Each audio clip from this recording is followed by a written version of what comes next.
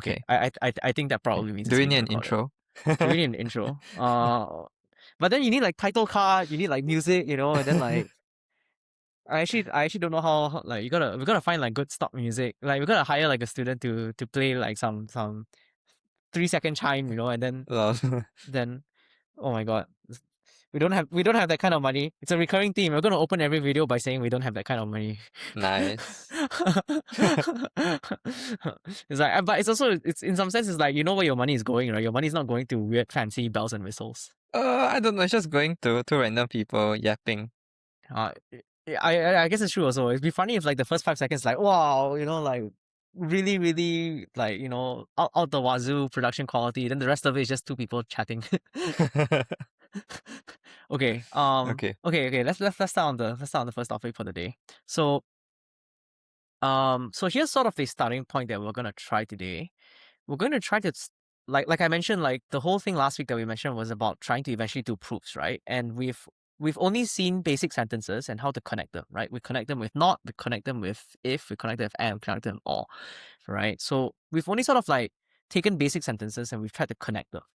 So as a starting point, let's actually look at these two proofs that we might want to do. Perhaps it's better if I zoomed in just a little bit temporarily, right? So we're not going to do proofs yet, but I kind of want to show you like a sneak peek into the future when we're starting to do proofs, like what it might look like, right? So for example, let's think about this first proof where we're trying to convince ourselves that Socrates is mortal, right? So we're going to make an assumption here on our very first line, and our assumption is going to be that assuming that Socrates is human, right, then Socrates is mortal, right? We're also going to say that, for example, let's say we somehow know this as a fact that Socrates is human, right? So we have fact number one, if you will, and fact number two, right? And these two are sort of like our premises, or like we don't have to think too much about technical terms right now. Just think of these as basically saying that these are statements that we would like to take to be true, right? And ultimately, at the end of these two lines, we would like to be able to sort of argue that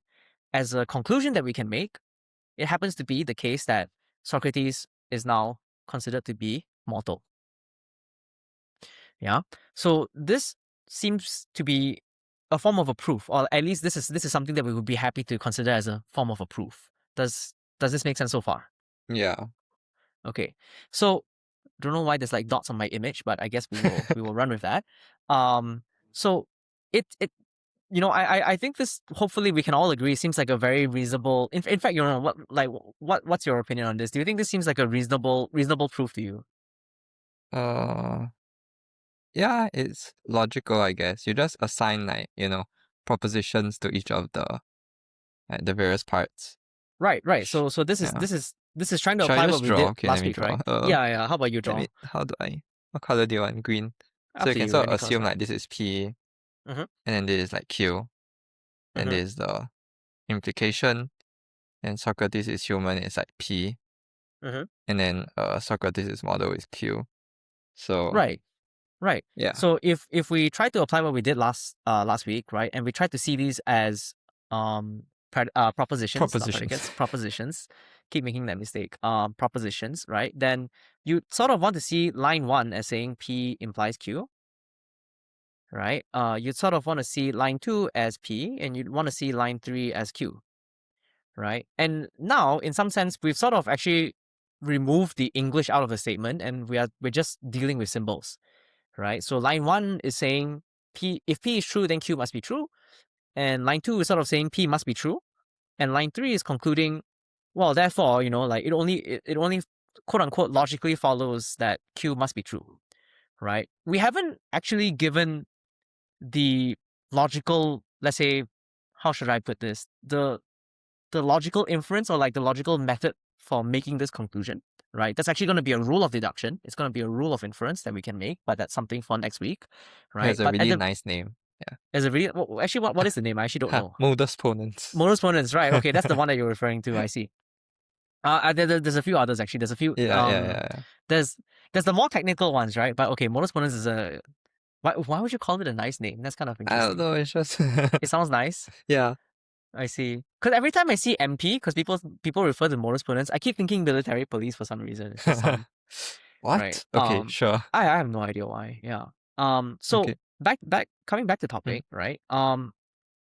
We haven't really told you, or we haven't explained, or I haven't explained to you like the rules of inference. In some sense, what kind of inferences are you allowed to make, right? So for now, we're still sort of relying on our intuition that this seems to be reasonable, so therefore it's true, right? Like like to us it's like, oh duh, obviously it has to be correct, right? So we're happy to accept it. Um, we'll talk more about inferences next week, right? But at least I think we can maybe both see now that at the very least, starting with proposition seems to be one of the first steps, because we can start writing things down as symbols, and if we just look at it from a symbolic perspective, right, it doesn't really matter what the words mean anymore. It kind of just matters from a logical perspective when variables are true or false, right? And in some sense, logic should kind of be like that, because we want to remove the language from the math, right? At least this is how the original Greeks kind of did it. Okay, so we're happy with proof one. I think that makes sense, right? We're kind of happy with proof one, at least for now, intuitively. Even if we don't know why, it's probably quite intuitive that this is true, right? This is a good way to argue. Let's look at the second proof instead, right? So the second proof kind of, I would say, tries to do a very similar idea. It takes a very similar approach, right? It kind of first says all humans are mortal, right? Which is probably something we can all agree on. Like, this is probably a very reasonable statement. And then it starts to say something along the lines of Socrates is human, right? So it will basically now say, well, Socrates is a human.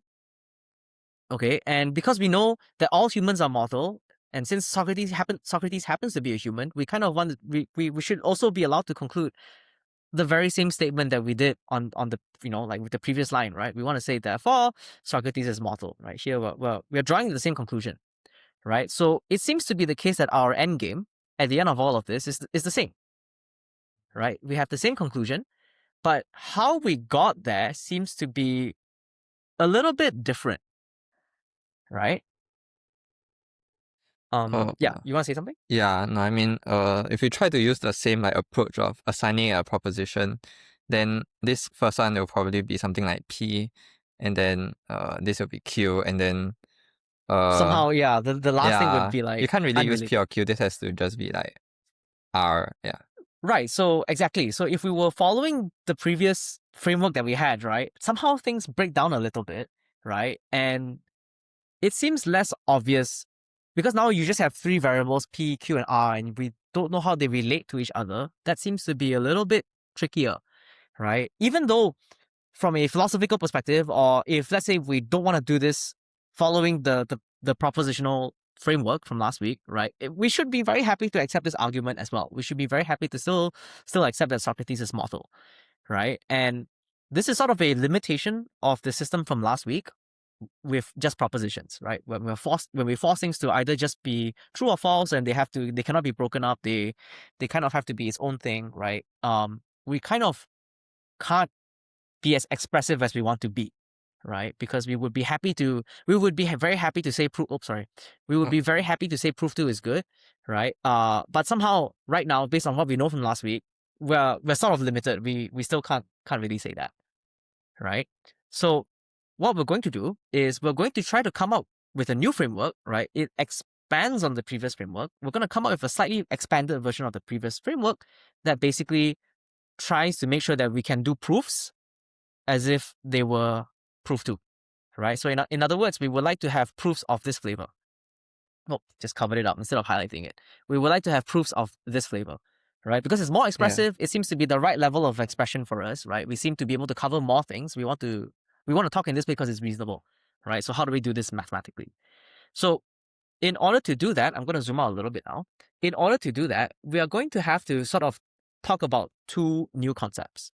So predicates and something called quantifiers. There happen to be only two of them. There are universal quantifiers and existential quantifiers.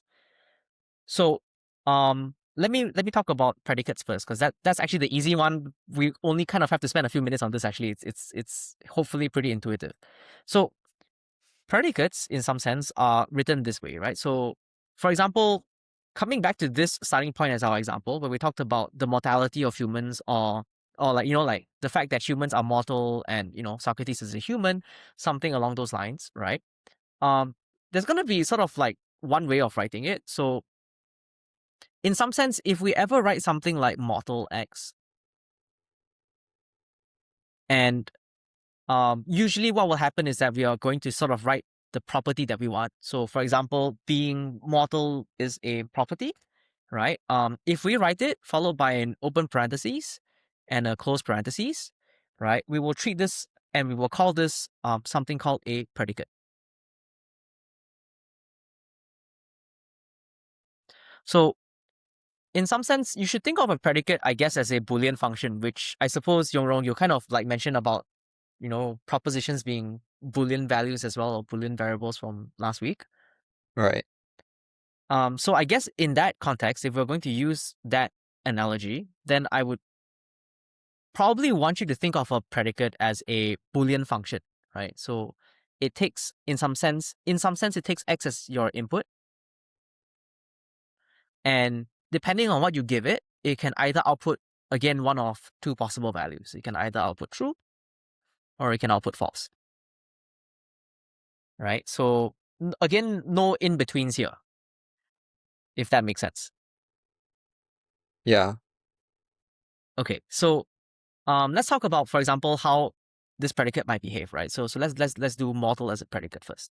So having model as a predicate means that if I want to say something like Socrates is model, let's just say I want to somehow express the fact that Socrates is model, what I would actually write down is the following. I would say model Socrates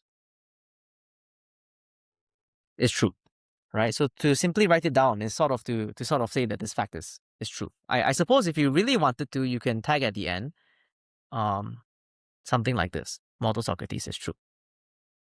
I mean, you Yep. don't really write down a predicate if it's false, right? Yeah. You kind of do. Though I suppose maybe sometimes people would want to assert that they might want to say, oh, like for example, let's say as an example, a car is not model, right? So maybe they might want to say something like model. I don't know what you would call your car. People don't really name their cars, do they? But let's just, Car. I don't know, car, or maybe Honda. I don't know, Yeah, something. okay, sure. Right. Well, wait, hold on. That's a brand, but I mean, you get what I mean. Like some people might want to say this is false, right? So actually, that's a good point to bring up. So I'm going to ask you a question at this point. So instead of saying this, right, do you think there's like potentially another reasonable and alternative way to express this line? Using the not connective, I Right. So guess. it would look a little awkward, but I suppose we could actually also just say something like not model Honda.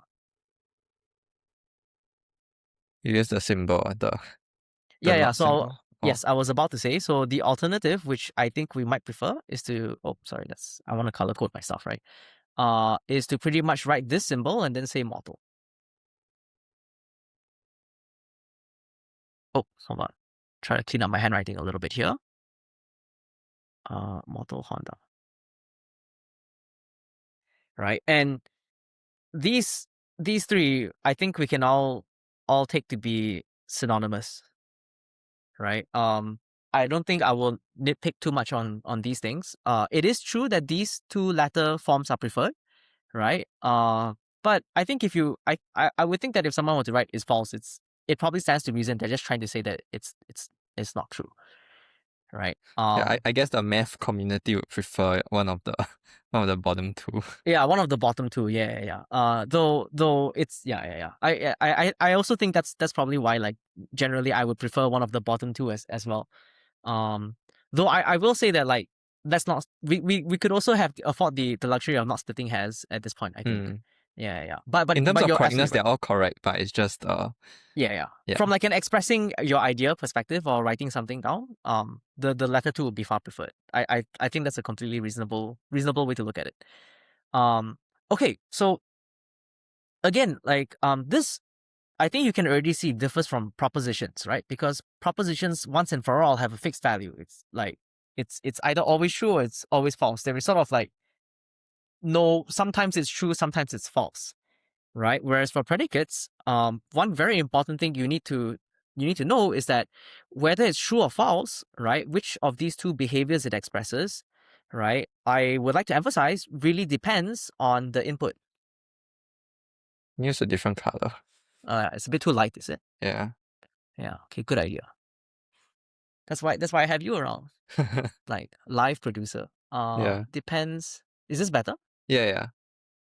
Yeah, on its input. Hopefully, as the semester progresses, my handwriting gets better as well.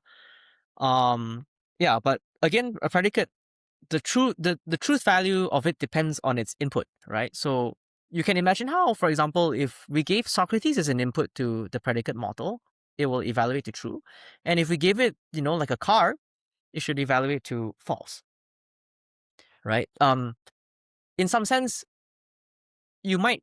This is kind of like all there is to kind of know about predicates from some of you have been asking very interesting questions about the forums that actually borderline like they sort of like tether on like the side of philosophy. So I think maybe I'll talk about a philosophical aside. In some sense, when you write a predicate, you have an interpretation that you're attaching to it, right? So like for example, we've written down mortal here as a predicate, right? But what does it mean mathematically? It's at this stage we're sort of giving it our own philosophical interpretation, right? Like we're saying, oh, things that can maybe die or like don't live forever, right? In that case, Socrates would count as something like that, right? So there is still a little bit of a philosophical connotation or meaning that we've attached to it for now, right? But this is really all there is to know about predicates. Like to write the predicate down, simply write down its name, right? Followed by an open parentheses and close parentheses and put any inputs you want in the middle. Does that make sense? Yeah. So at this point, I suppose like I'll have a question for you since you don't have a question, Okay, right? sure. Oh no, okay. So what do we think about this? So I've given you a format, right? So we say that the format should be the name of the predicate, right? And then I said what you have to write after that is an open parentheses and a close parentheses, and also after that you fill in your input, right? So do you think Yeah. there could be alternative? What do you think I'm like missing anything here? Like, are there other like possibilities that we could have? I don't know, like multiple inputs. Multiple inputs, right? So let's try something else, maybe a little bit different, right? So maybe something like we could have maybe like we could try to represent some kind of relationship, right? So maybe for example something like what kind of relationship do we want? Like it's friends of. Oh yeah, so let's let or is friends with maybe?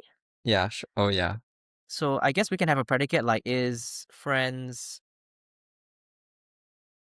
with, right? And this is the name of the predicate, so it has a meaning that I guess right now we're attaching to it, right? And then we can give two inputs, right? We can give like for example inputs x and maybe inputs y,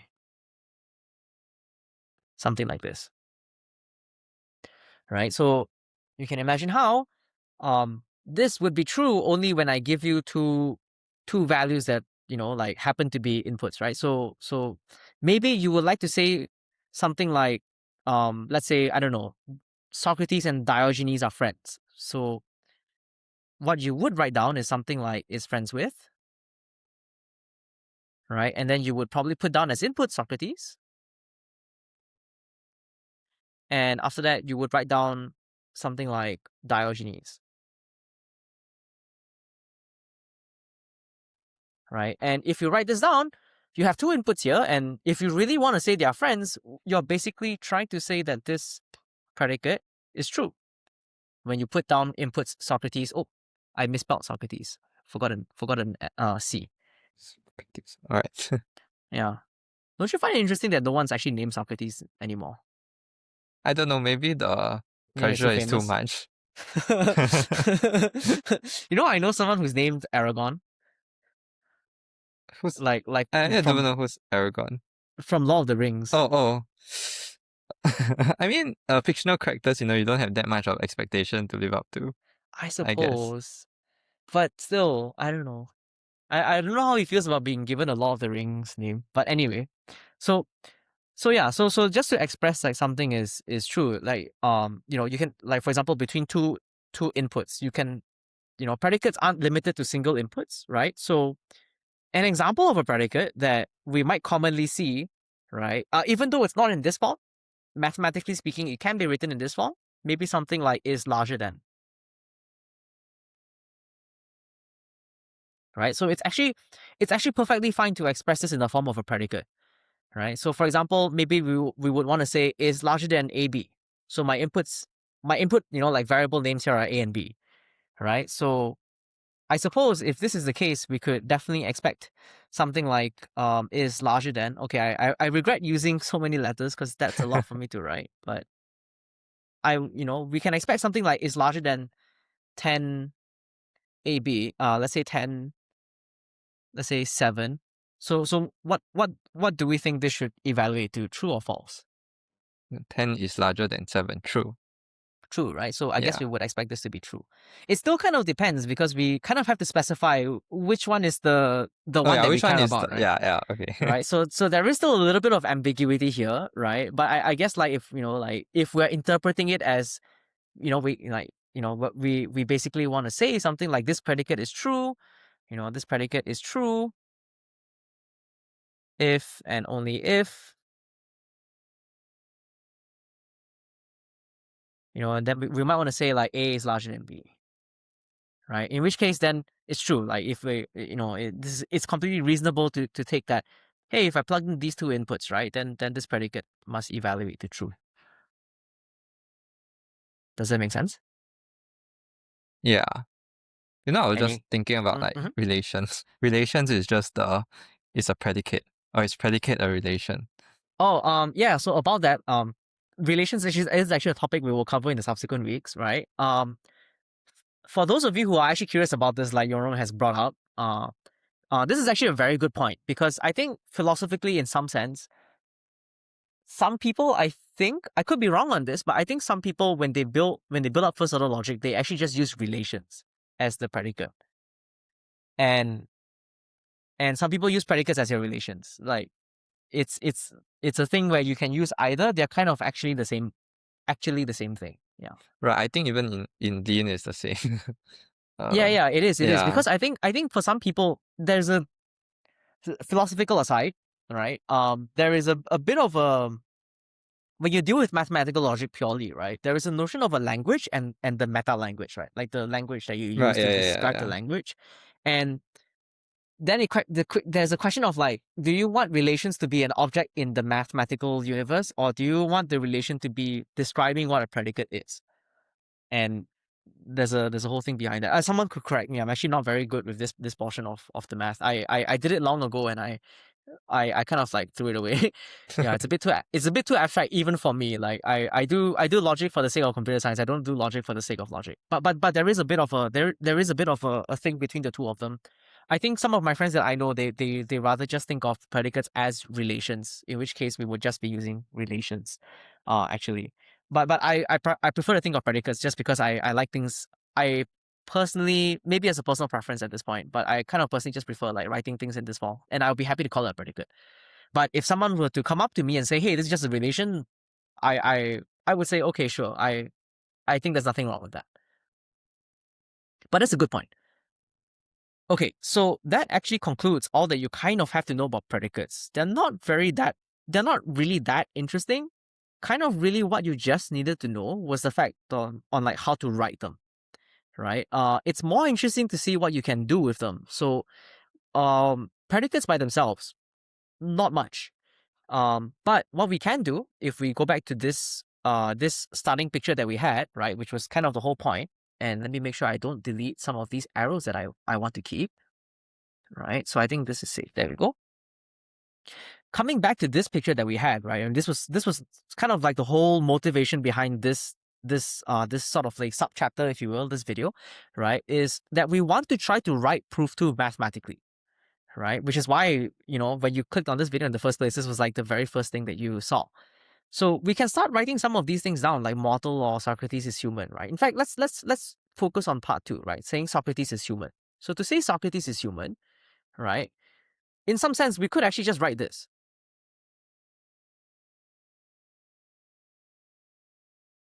if we wanted to, right? A different way of writing it might, or like for example, to say Socrates is mortal, we might just write this.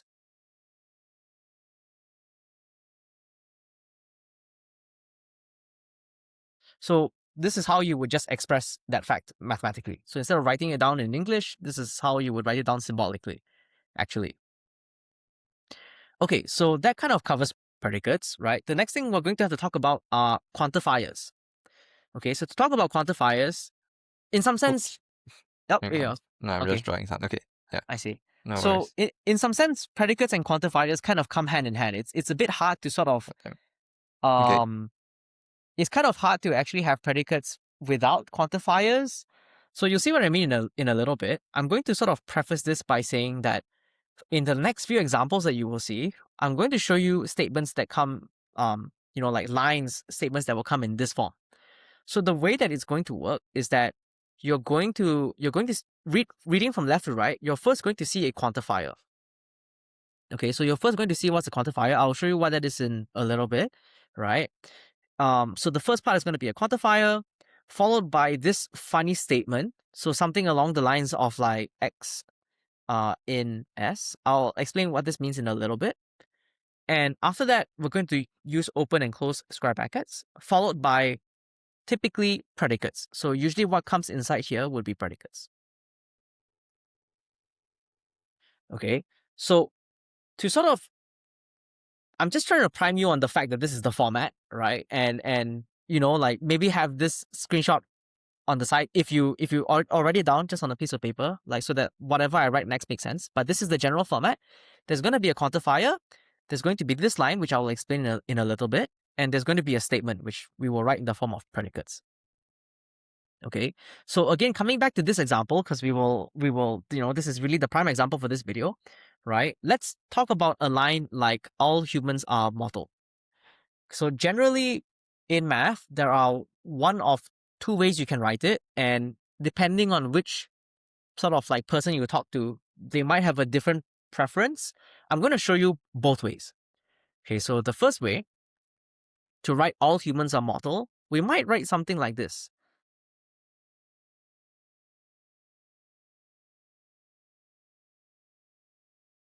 I'll explain what this is in a little bit. I'm just going to write it down first.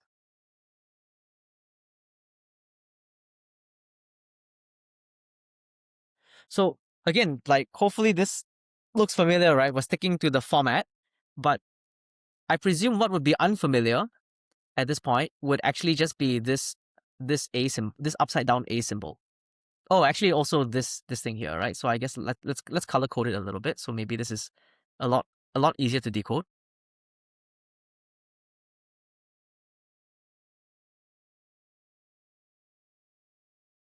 Okay, so probably the green part here, mortal M. This is sort of hopefully familiar, right? We as in like it's understandable now. We just talked about this. If you had to read this back in English, this is sort of basically saying M is mortal,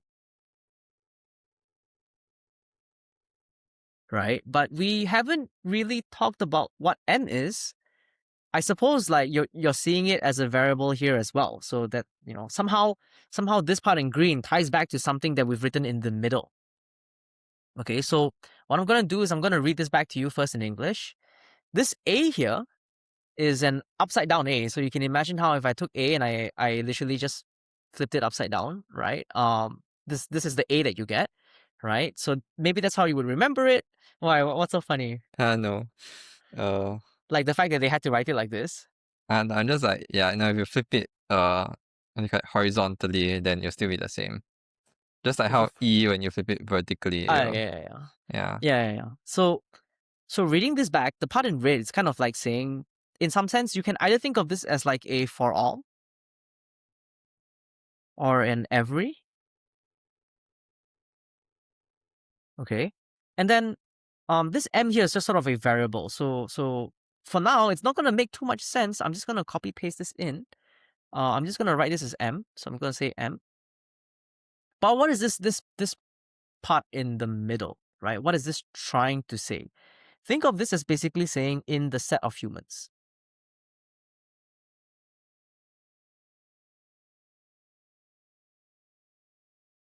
So this very short symbol here, this very small thing, this thing that actually, how would you describe this? I actually have no idea. It's kind of like an E, but not really. It's kind of like this, right? It's like the subset symbol, then you just add an extra line. It's interesting Okay. that you call this a subset symbol, but okay. Oh, Is it that's an not interesting. It's subset, what? Is the No, subset would be subset. I think we always draw it like this. then it's a proper subset symbol. Yeah. No, but some people draw a proper subset like this. Oh no, yeah, okay. Let's just see it as its own thing. So Yeah. for now, you want to think of this symbol, right? It's not an E, by the way, so it's not this. It's not the same thing, right? It's you draw a C and then a dash in the middle, right? This you can think of this as saying in the set of. Okay, I have a question at this point in your role. Do Yeah. people learn what sets are from high school? Am I allowed to assume that people know what a set is? Yeah. In secondary school they do cover set theory in like Okay, math, so so it should be fine. as Yeah. in this is safe, right? Yeah. Like, oh, sorry. Okay, okay, hold on. Like the handwriting was not good. So if people don't recognize it, I don't blame them. I think that was on me. Open curly brackets. It's Yeah. hard to draw actually. I don't It know. is. Like this, right? So okay. So you've heard it here first. Apparently, I'm allowed to assume it from secondary school. But if this is not clear, please post on the forums and ask us again. Like, you know, but this part in the middle is basically saying in the set of humans, right? And let's copy paste the green part. So reading this from left to right, right? It is true that M is mortal. So once again, if I had to read this from back to front, sorry, from left to right, this upside down A is basically saying for all, okay. And then this middle part here, right, gives you a variable and it comes from a set, right? So we're gonna say the variable here is M, okay, and it comes from the set of humans, okay, and we're gonna say that here that M, it is true that M is mortal, right? Because this same variable here, M, is now appearing in the predicate M, right? So as a bit of an example, let's do a very, very small set. If my set had only 2 values in it, so maybe it had, I'm struggling with the set notation here actually. I've never been a good, okay, does that Okay. look acceptable? Yeah, it's fine. Okay. So if let's say we just had 2 people, maybe John and, I don't know, your turn to nominate a name. Bob. Bob, okay, Bob's easy. Bob. So let's just say that for some reason, the whole of humanity is just 2 people and they have different names. They have John and Bob. So we have two people in our set of humans, right? What's going on here is that this variable M at some point will be equals to John. And we would have basically just said that John is mortal. So we would say mortal John. And because this is saying for all M in the set of humans, if we don't stop there, M eventually at some point will also be equals to Bob, in which case we are also saying that Bob is mortal. So mortal Bob. Does this make sense?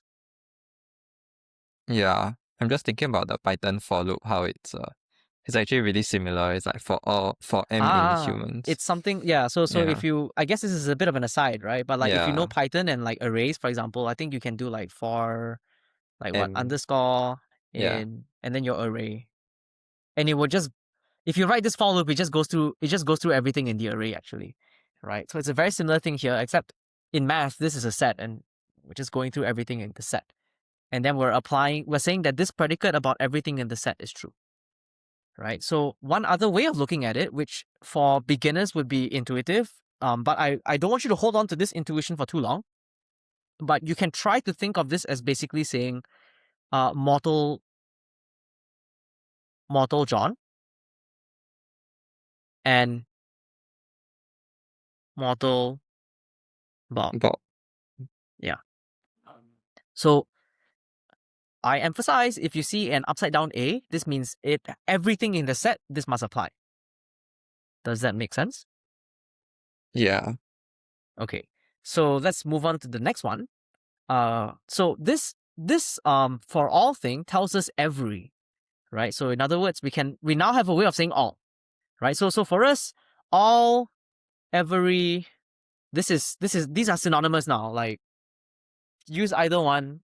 Actually, can you think of any other ones? I think these are the only I two, mean, right? all would make more sense because it's A, and It's upside Right, I down see. A. I Because will you actually want refrain from using every. every Yeah. because of the because of Yeah. as you guys will see in the audience, like as you will see next, there's a reason why I there's a good reason why I think Yorong wants to wants to avoid the word every, because what we just talked about is called the universal quantifier. So what we call the for all. So sometimes you will see people refer to this as the for all, right? So coming back to what we wrote a little bit, it's kind of like, because we said for all M in the set of humans, it is true that M is mortal. So that's why we either call it the for all quantifier, or we call it the Universal. universal quantifier. Think of it this way: when you want to say everything, that you need to specify a universe, right? So in our previous example, the universe was the set of humans, right? Like everything here, like what are you referring to when you say everything? It turns out that we were referring to humans, right? Just every human. Okay, so I think you can all tell based on the text that we have here that there is one more quantifier that we need to talk about. There are only two quantifiers, right? The other quantifier is called the existential quantifier, right? So we like to read this as exists, right? So let's sort of get into that. Oh, I actually had examples prepared here, but let me just clear this out. So on the other hand, if I wrote something like exists, let's say M in humans, and something like mortal M, right? And I sort of told you that this means, if you read it back in English, it means exists, right? So I suppose I'd ask you, but like, how intuitively, what do you think is the difference now? Like all we've actually changed is this, right? So this is a backwards E. So an original E looks like this, and we're flipping it this way. Wait, sorry, which way are we flipping it? I don't know Yeah, how I guess you we're would flipping it draw this it. way. I guess we're flipping it this way too, right? So it's still flipped. Yeah. Yeah. So what do you think this means now? Like, if I had to read this from I told you that this means exists. How do you think we should read this now? Uh, I guess there exists M in the set of humans. Right. Uh, So exists and M. Again, like everything else is unchanged. So in the set of humans.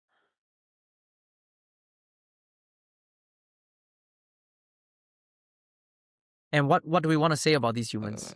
M is mortal. Such that M is mortal. Right? So all this is sort of telling us is that, hey, I promise you that there is an M in the set of humans such that M is mortal, right? So again, if I had my set John and Bob,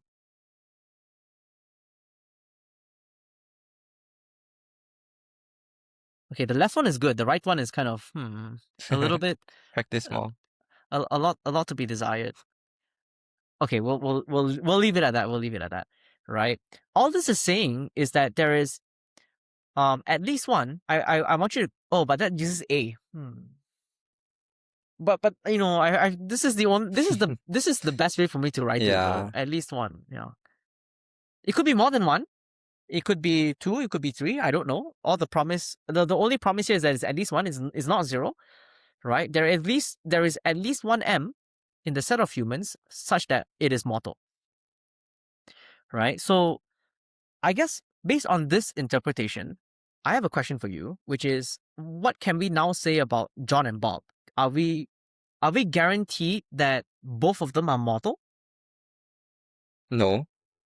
Why not? Cause like it says at least one, so it could be that Bob is immortal, but John is But John is, mortal. right? Right. Yeah. Could it be possible that neither of them are mortal? Uh, no. Yeah, cause it's at least one. It's because So at least one, right? The yeah. only thing now is that we don't know which it is. So it could be John. Maybe he's the mortal one. It could be Bob. Maybe he's the mortal one, right? It could be both, right? There's still a possibility it could be both. We just don't know. All we know is that at least one of them is mortal, right? So this is how you use the existential quantifier, right? So this is what we call the existential quantifier. Does that make sense? Yeah. All right. Any questions before we move on?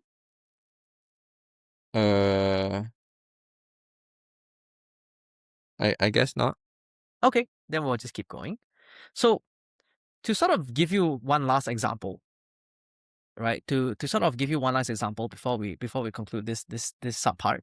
Let's talk about doing this a little bit more, like doing this with a more mathematical example, right? So something like, I want to say something like x is an even number.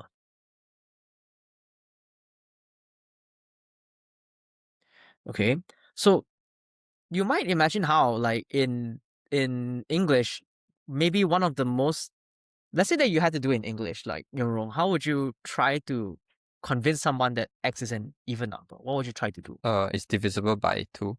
Right. So x is an even number if it's divisible by 2, right? So you might want to say something like x is divisible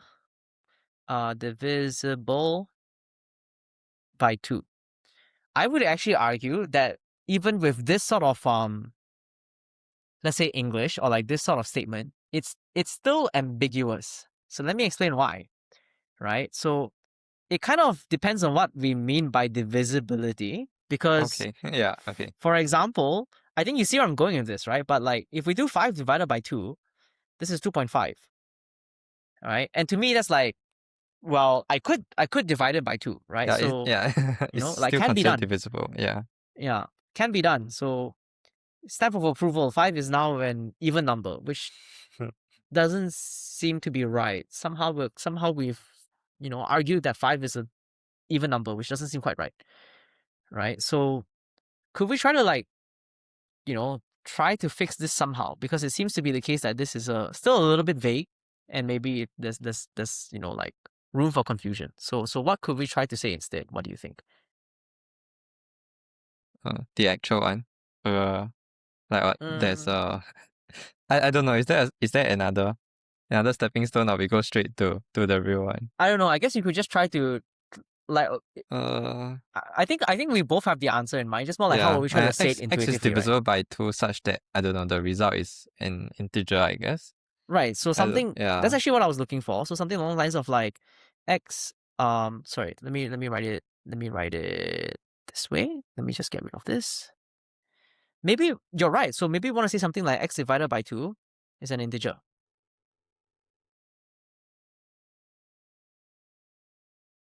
Okay. Let me clean up my handwriting a little bit. I wrote that a little bit too fast. Yeah. Is an I think integer. slowing down. Yeah. It just looks better. Okay. Right. That's fine.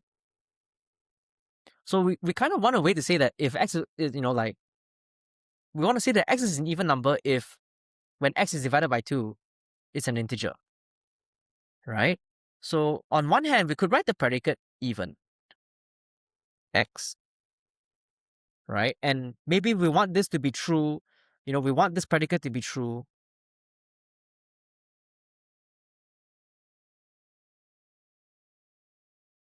when x is even, right? And on the other hand, if we use quantifiers, I think there's a way for us to get it done actually. So here's what I would propose, right? Maybe we can write something like, to say that we can find, so I'm going to say exists, right? There exists an m in Z, okay? So for this variable m, we're going to say that x is equals to 2 times m. Okay, maybe I shouldn't write it like that in case people think it's a predicate, right? It's not a predicate, it's just multiplication. So I suppose I'll just write it as 2m, right? So again, we're sort of saying that there exists a value, right? And maybe for now, it's still unclear what set this is. We'll talk about that in a little bit. Okay, but actually, hold on, Yorong. Like, is this taught in secondary school? No. Yeah, I remember Sec 1 very clearly. I had, yeah. Oh, it's taught in sec 1 for you guys. Yeah. I just remember Yo. during the math test, I didn't know what it was, but Now I know forever. Exam Singapore PTSD. secondary school is crazy. No one told me that they were taught this in secondary school. That's actually insane. I remember asking like what is an integer, and then the math teacher was like, she doesn't know how to explain it. It's something so trivial, but I mean you just don't know what this word integer means. But that's crazy though. The fact that you guys, well, I'm very jealous actually that they taught this to you guys in secondary school. Maybe it was too early. I don't know, but Maybe. I mean I had no idea. I had no idea what it was I see. So I at guess that time. this will constitute a refresh. Hey, like now that you're in university, you're expected to know what you learned in secondary school, Yeah, right? I mean now I just say integer like it's for granted. I expected everybody to know what an integer is. Yeah. So, but okay, like for the sake of covering it, we will at least say it once. So this should just be from before. You should already know that this means that something exists, right? And we're saying that M is coming from the set of something, right? And what do we want to say about this M? What we want to say about this M is that M multiplied by 2 must be equals to X, right? So on the left-hand side, I have a predicate, and we want this predicate to be true when X is even. And on the right-hand side, I actually have a statement, a quantified statement, right? And I would argue that the definition of my even predicate here is actually this quantified statement, this entire thing. Okay. Spoiler alert, in case it wasn't implied from context, or if you don't remember this from secondary school, right? But Z, this symbol, maybe let me draw it a little bit better, I suppose.